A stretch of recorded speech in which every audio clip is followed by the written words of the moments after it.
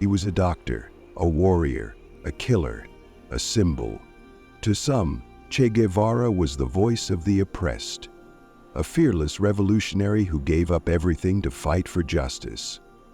To others, he was a violent ideologue, a man who traded medicine for the gun, compassion for command. But one thing is certain, he changed the world. Born Ernesto Guevara in Argentina in 1928, he came from a middle-class family with left-leaning ideals. A bright, restless student, Che studied medicine, but it was a motorcycle journey across Latin America that transformed him. In the dusty roads of Chile, the slums of Lima, the leper colonies of the Amazon, Che saw a continent broken by poverty and exploitation. He wrote, "I am not me anymore, I am part of a people, and that people needed a fight."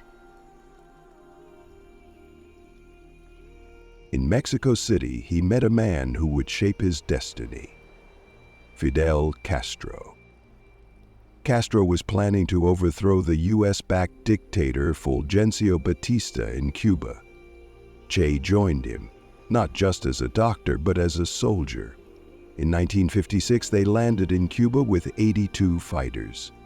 Only a handful survived the first ambush, but Che did, and in the mountains of the Sierra Maestra, he became something more. A strategist, a revolutionary icon. He was ruthless. He executed deserters. He pushed his men to the brink, but he also inspired loyalty. His unit grew, his legend grew.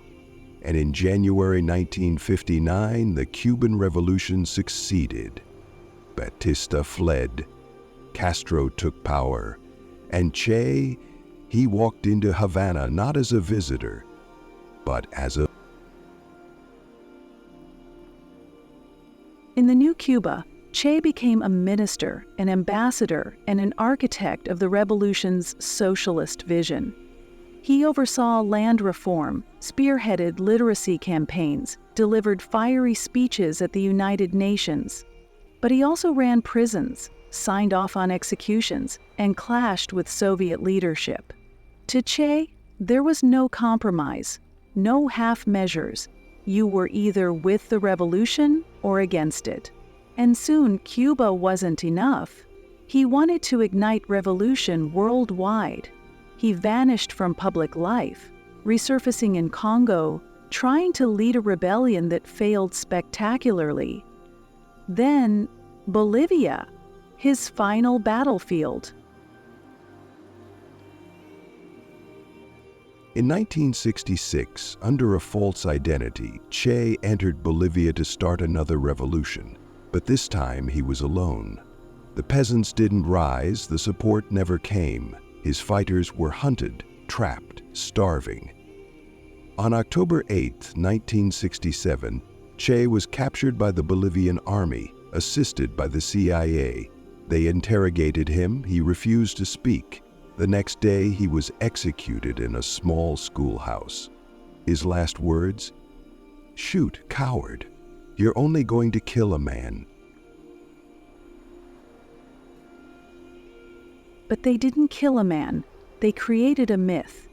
His face, frozen in that iconic photograph by Alberto Korda, became a symbol of rebellion. From student protests in Paris to T-shirts in Times Square, Che's image spread across the world. But behind that image was a man of contradictions, a doctor who chose the gun, a Marxist who sought global war, a freedom fighter who sometimes became the oppressor. Che Guevara remains one of history's most divisive figures. To the poor, he was a hero. To his enemies, a fanatic.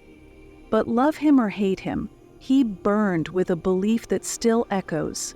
The true revolutionary is guided by a great feeling of love, a love so fierce it consumed everything, including himself.